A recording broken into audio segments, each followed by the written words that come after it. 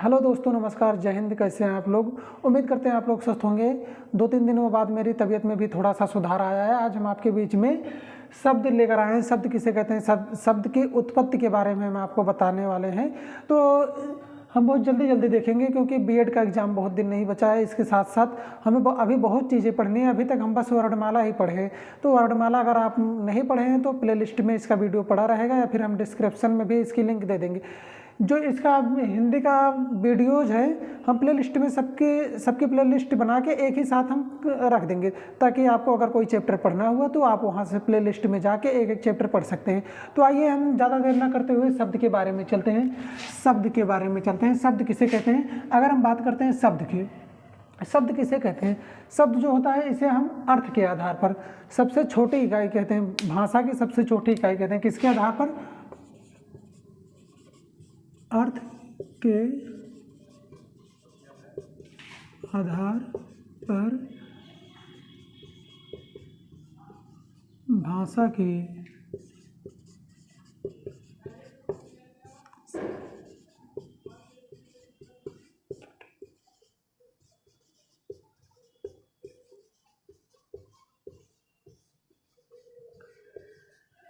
अर्थ के आधार पर भाषा की सबसे छोटी इकाई कहते हैं। और इसको क्या कहते हैं? भाषा की लघुतम सार्थक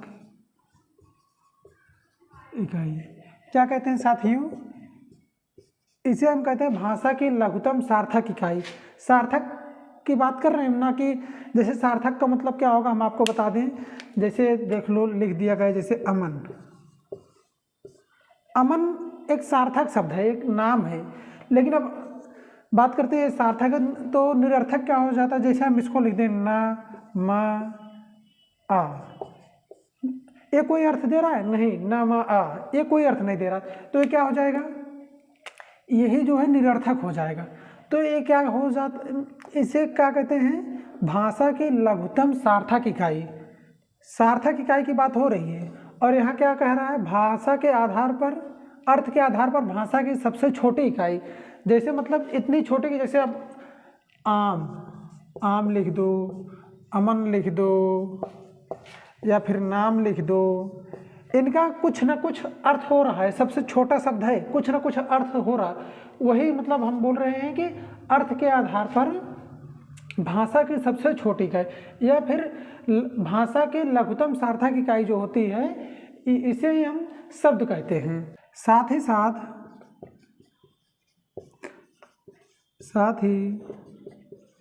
साथ इसका उच्चारण करने पर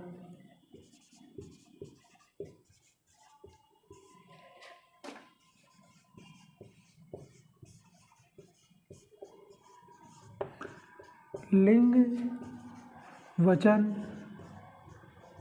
कारक का पता चलता है। अब बात करते हैं साथ ही साथ इसका उच्चारण करने पर लिंग वचन कारक का पता चलता है। तो जैसे हो गया, जैसे यहाँ पर आप देख लो, अमन, सुमन, ये क्या हो गया? ये लिंग हो गया। जैसे अमन पुल्लिंग को दर्शा रहा है, सुमन स्त्रीलिंग को दर्शा रहा है।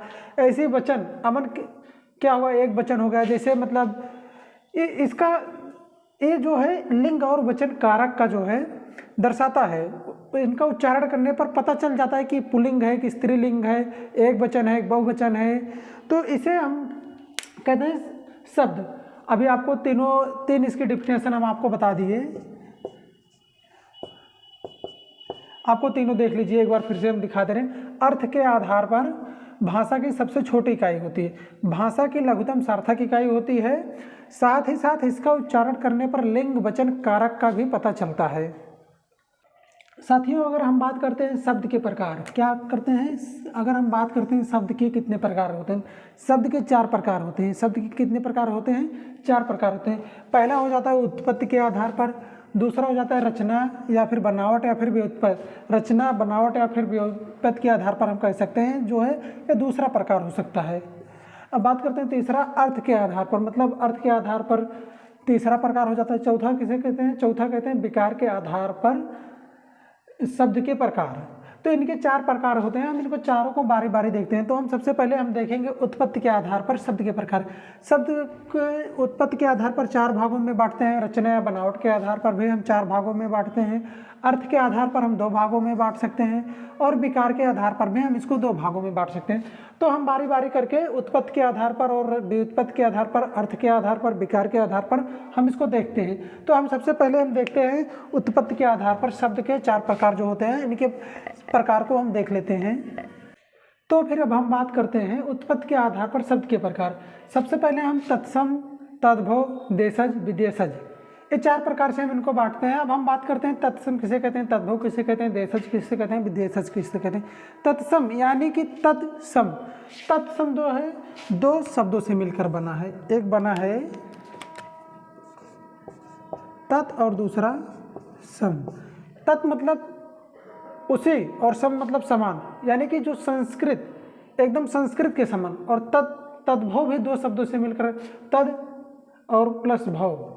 देशज, देशज भी 2 शब्दों से मिलकर बना है। देशज प्लस देश प्लस जा। विदेशज भी 2 शब्दों से बना है। विदेश, विदेश, विदेश लिखें या विदेशज होना चाहिए था। तो विदेश प्लस जा यानी कि विदेश में जन्मा, देशज देश में जन्मा। इसको हम 2 भागों में कह दे सकते हैं सबको।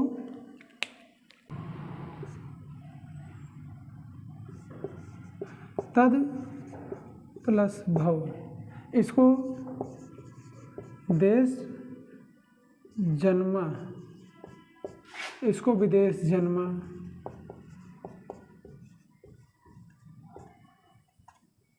विदेश जन्मा। अब हम बात करते हैं ये जो तत्सम है और तत् और सम है, इसका अर्थ क्या होता है? तत् का मतलब हो जाता है यहाँ पर संस्कृत, और सम मतलब समान, एकदम संस्कृत के समान। तद का मतलब हो जाएगा हिंदी, इसका मतलब क्या हो जाएगा? इसका जो अर्थ है तद का, इसका अर्थ हो जाता है हिंदी। और भव का मतलब हो जाएगा उद्भव। देशज मतलब हो जाएगा देश, और जन्मा मतलब जन्मा, जिसे जो देश में ही जन्मा हो उसे हम देशज कहते हैं। विदेशज, जिसे विदेश में जो जन्मा हो उसको हम विदेशज कहते हैं। अब बात करते हैं जो तत्सम है इसकी परिभाषा क्या होगी, या फिर इसके एग्जाम्पल्स कैसे होंगे, इसकी पहचान कैसे होगी। जो तद्भव होगी इसकी पहचान कैसे होगी, देशज क्या होगा, विदेशज क्या होगा, हम इसकी पहचान आपको बता दे रहे हैं। जैसे देख लो यहाँ पर लिखा ही गया संस्कृत के समान। जो शब्द आपको, जैसे ये हमेशा एग्जाम में पूछा जाता है, तत्सम किसे कहते हैं, तद्भव किसे कहते हैं, या फिर देशज किसे कहते हैं, विदेशज किसे कहते हैं। ज़्यादातर एग्जाम में तत्सम और तद्भव पूछा जाता है। देशज और विदेशज थोड़ा सा यूपीपी में, या फिर जो थोड़ा सा जिसमें हिंदी ज़्यादा आती है कह सकते हैं, जैसे यूपी बीएड हो गया। यूपी बीएड में तो इसके बहुत सारे क्वेश्चन देखने को मिलते हैं, खासकर बीएड के लिए ही इसमें आता ही बहुत ज़्यादा है। तो बीएड में कम से कम यहाँ से 4 से 5 क्वेश्चन आते हैं पूरे शब्द से। तो हम इसको थोड़ा ठीक से पढ़ेंगे या फिर थोड़ा गहराई से पढ़ेंगे, डीपली पढ़ेंगे। ऐसा नहीं कि ऊपर ऊपर हम पढ़ के निकल जाते हैं। तो तत्सम यानी कि संस्कृत के समान, तद्भव जो हिंदी के समान, जो शब्द एकदम हिंदी के समान लगे, जैसे देख के लग जाता है, जैसे किसी में आधा अक्षर लगा है, किसी में, जैसे इसकी पहचान क्या होती है तत्सम की, तद्भव। तत्सम की पहचान बता दे रहे हैं हम आपको। इससे तत्सम शब्द जो है वो आपको पहचानने में बहुत आसानी हो जाएगी। तत्सम में इसमें क्या होता है, जहां पर अनुसार आ जाए, अनुसार आ जाए, छा आ जाए, त्रा आ जाए, ज्ञा आ जाए, सरा आ जाए, और उसके साथ साथ क्या आ जाए, हलंत आ जाए। हलंत आ जाए,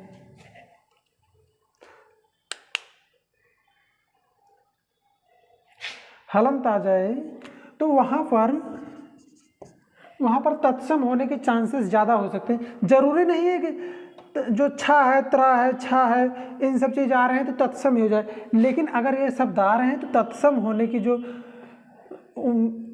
अगर ये शब्द आ रहे हैं तो तत्सम होने की जो कह सकते हैं कंडीशन होती है वो ज़्यादा हो जाती है, लगभग 80% मान के चलिए कि तत्सम हो जाता है। अब बात करते हैं तद्भव।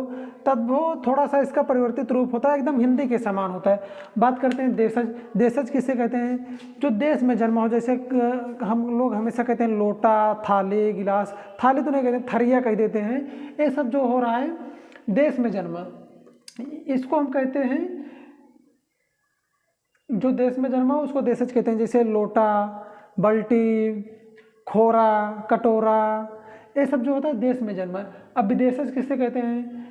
जैसे लग ही जाता है कि विदेश जन्मा, विदेशी शब्द हैं, जैसे आलमारी। अब इन सब चीज़ों को अगर हम देख लिए तो इसके बाद इसी से एक मिलता जुलता और आता है, जिसको हम कहते हैं, क्या कहते हैं? जिसको हम कहते हैं संकर।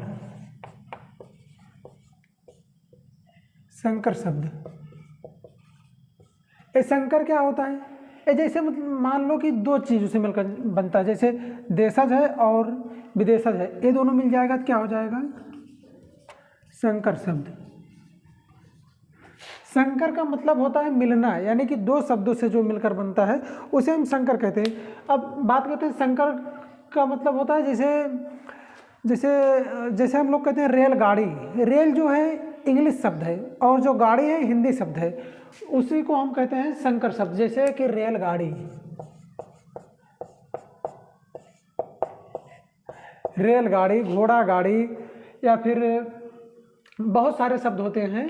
तो इसके लिए थोड़ी सी प्रैक्टिस करनी पड़ेगी। संकर शब्द सबसे आसान होता है, देशज भी सबसे आसान होता है, क्योंकि आपकी भाषा है, आपको लग जाएगा कि देशज है। थोड़ा सा विदेशज पढ़ने की संभावना ज़्यादा पढ़ना पड़ता है। और तत्सम और तद्भव तो भी पहचान में आ जाता है कि ये तद्भव है, तो हम तत्सम को पहचान लेंगे तो तद्भव को खुद ही पहचान लेंगे। और विदेशज को देख लेंगे, जैसे अलमारी हुआ, कैंची हुआ, कुर्सी हुआ, कौन से शब्द हैं, कहाँ से आए, कौन से अरबी है, कौन से फारसी है, तो मैं थोड़ा सा इसको आपको डिटेल्स में बता रहा हूँ। तो साथियों, अगर हम बात करते हैं विदेशी शब्द की, तो इसमें 10,000 से ज़्यादा शब्द जो है विदेशी शब्द आते हैं हिंदी भाषा में। और जितने भी आगत स्वर होते हैं, जैसे आगत स्वर का मतलब हम कहते हैं आगत स्वर विदेशी से आए, उनकी पहचान क्या होती है? जैसे ए आ हो गया, ये ऊपर इसको देख लीजिए, ये जहाँ लगा हो, या फिर ये नुक्ता जहाँ लगा हो, आप देख लीजिए, का, खा, गा, जा, फा में जहाँ पर नुक्ता लग जाए, ये अंदर की बात हम बता रहे हैं आपको, जहाँ पर नुक्ता लग जाए वो विदेशज शब्द तुरंत हो जाएंगे। देखने में लगेगा कि आपको एकदम मतलब लगेगा कि ये देशज शब्द हैं, या फिर लगेगा आपको ये तद्भव शब्द है। जैसे आपको कुछ लिख के दिखा देते हैं, जैसे कहीं कहीं आपने देखा होगा फैजाबाद लिखा हो, फिट लिखा हो, डॉक्टर लिखा हो, टॉमी लिखा हो, कॉफ़ी लिखा हो, ये सब जो हैं विदेशज शब्द होते हैं। लेकिन जैसे अभी कहीं पर फिट लिख दिया जाए, ऐसे लिखा जाता है फिट, ये क्या हो जाएगा? ये विदेशज शब्द हो जाएगा। और इसी के साथ साथ बहुत सारे शब्द हैं, जैसे अभी तो हम आपको पता है डॉक्टर हो गया, टॉमी हो गया, कॉफ़ी हो गया, ये सब जो है विदेशज शब्द होते हैं। जो जहाँ पर आगत दिख जाए, आगत की पहचान करने के लिए हम आपको दिखा रहे हैं ना अनुसार, यहाँ पर नुक्ता, यहाँ पर नुक्ता, ये नुक्ता जैसे दिख जाए वो विदेशज शब्द होगी।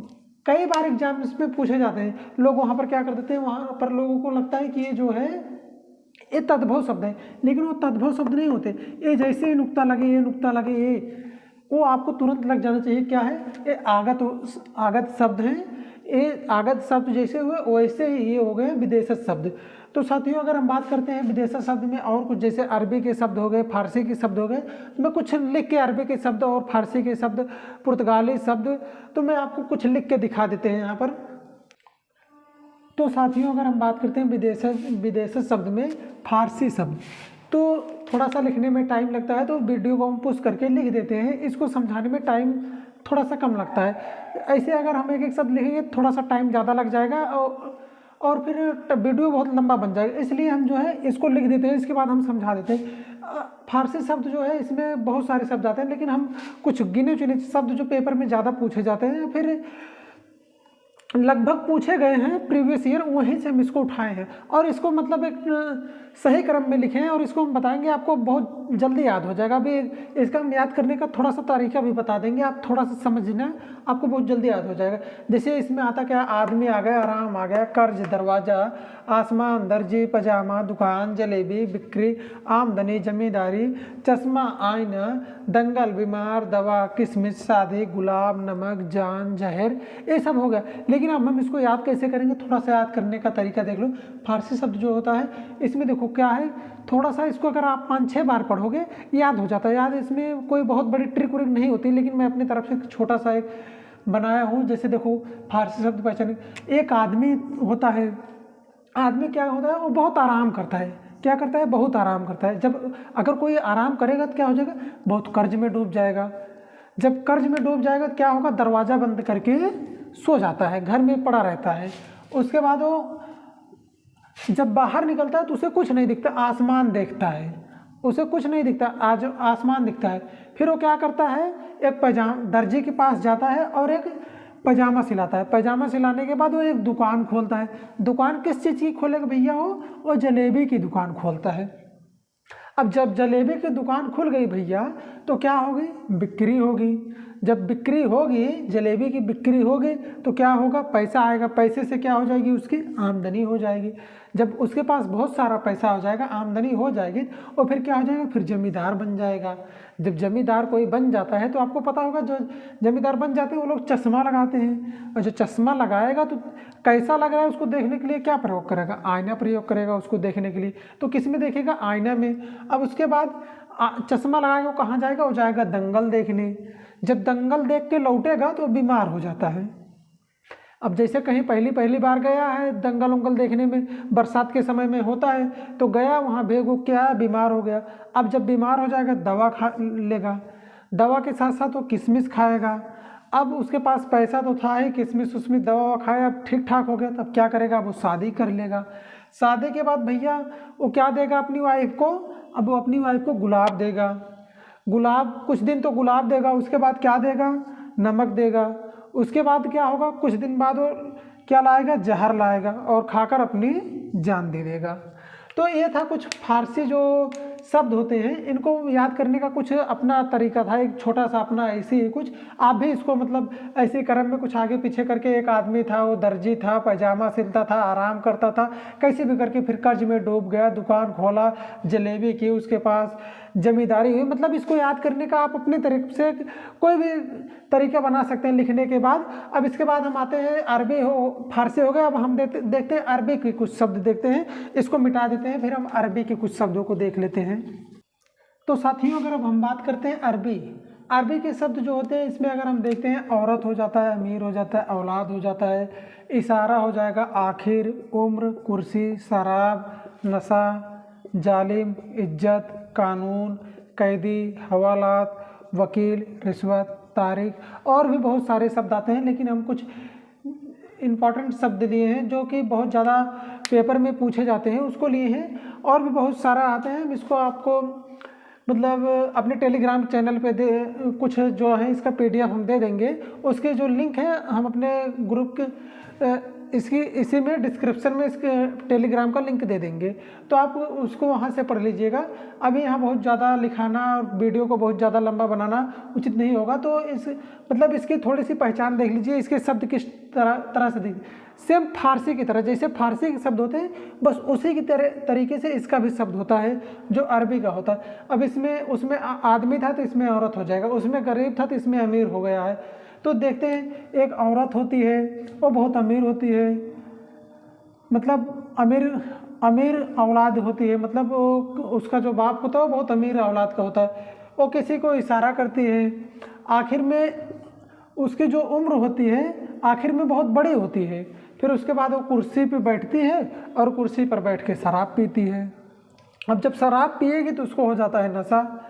नशा में लोग जालिम बन जाते हैं और इज्जत की कोई परवाह नहीं करते हैं, इधर उधर कर देते हैं। उसके बाद जब इधर उधर कर देते हैं तो फिर क्या होता है, पुलिस आएगी, ले जाएगी कानून के हिसाब से और कैद कर लेगी। अब यहाँ से इज्जत जब हो जाएगी या फिर कैद कर लेगी, फिर कानून आएगा, फिर कैद करने के बाद कहाँ जाएंगी? हवालात में। हवालात में उनको छुड़ाने कौन आएगा? वकील आएगा। वकील कानून से लड़ेगा, उसको छुड़ाएगा। वकील क्या लेगा? रिश्वत लेगा और तारीख देगा। ऐसे बहुत सारे शब्द जो हैं अरबी में आते हैं। अब इसके बाद हम अगर बात करते हैं तो पुर्तगाली के शब्द बहुत ज़्यादा पूछे जाते हैं।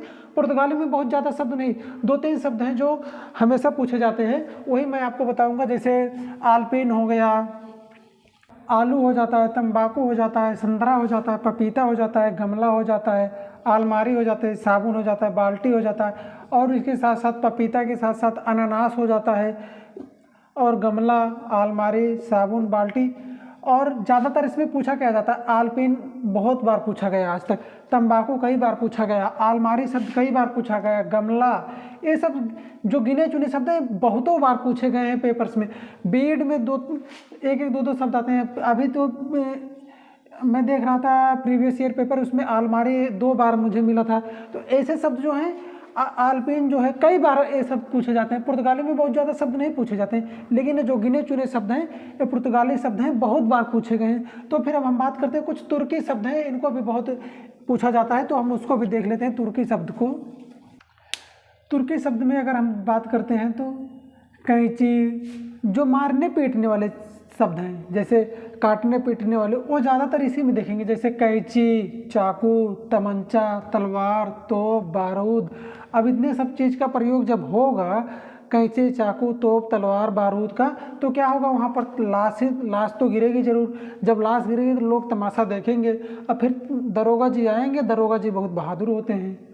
तो ये सब होता किसके लिए है? ये सब बेबी और बेगम के लिए होता है। ये सब मारपीट, लड़ाई झगड़ा, तो इसको थोड़ा सा याद करने में ऐसे ही हम समझ सकते हैं। तो बहुत ज़्यादा इसमें ट्रिक व्रिक नहीं लगती। जहाँ ट्रिक वाला मैटर रहेगा वहाँ हम आपको बताएंगे। तो अब इसके बाद बचा है और कुछ शब्द बचते हैं, जैसे हमारे जापानी हो जाते हैं, चीनी हो जाते हैं। चीनी में बहुत ज़्यादा कुछ नहीं आता। चीनी में 1-2 शब्द पूछा जाता है, यहीं लिख के बता दे रहा हूँ। चीनी में जैसे पूछा जाता है, एक स्वयं चीनी आ जाती है, तूफान हो जाता है, और इसके साथ साथ एक लीची हो जाता है,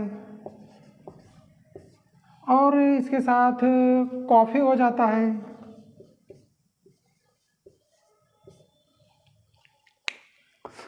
ये सब जो है ये चीनी हो जाते हैं। चीनी शब्द चीन से लिए गए हैं।